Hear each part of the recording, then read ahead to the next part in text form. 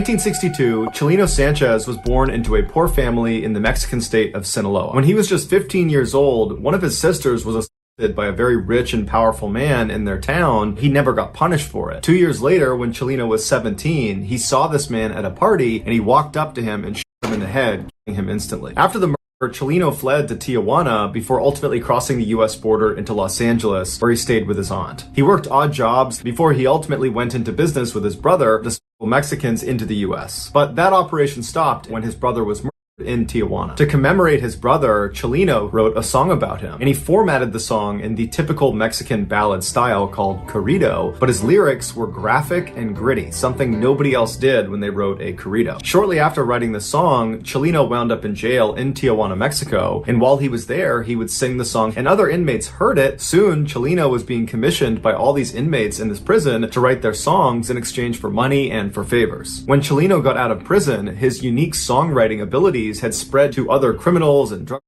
dealers and kingpins in Mexico. His corridos pioneered a new subgenre of music called Narcocorrido for their ties to the industry. By 1991, Chileno was so famous that he actually went on tour, and everywhere he went, the venue would be completely sold out. But the people that would actually come to his performances were often rough and dangerous people. In 1992, when Chileno was performing in California, while he was on stage, this 33-year-old guy rushed onto stage and drew a gun on him, and Chileno drew his pistol and fired at this guy first. And then what ensued was this crazy gun on stage between Chileno and this guy. They would both survive, but 8 audience members also got shot, and one of them actually died. It made him 10 times more famous because Chileno, he was representing narco-corrido music. He actually told his inner circle that he thought his days were numbered. 4 months after the show, Chileno was back home in Sinaloa, Mexico, performing at a concert that his friends had told him he shouldn't do because he had lots of enemies in his hometown. Thousands of people were coming into the audience, and before the show started, somebody handed him a note. Chileno takes the note, he's smiling, he's kind of looking around at the crowd, then he looks down at the note and he reads it, and right away his expression completely changes. He looks distressed, and he just goes blank in the face, and he's looking out like he's looking past the crowd. And it's this long period of time where he's just blank staring into the audience. And then all of a sudden, he just snaps out of it, takes the note, puts it in his pocket, picks up the microphone, and proceeds to give one of his best live performances to date. After the concert was over, Chileno made a special effort to say bye to everybody in his band. He said bye to some people in the crowd. After this kind of long, drawn-out goodbye, he walked out the back door. Shortly after, he was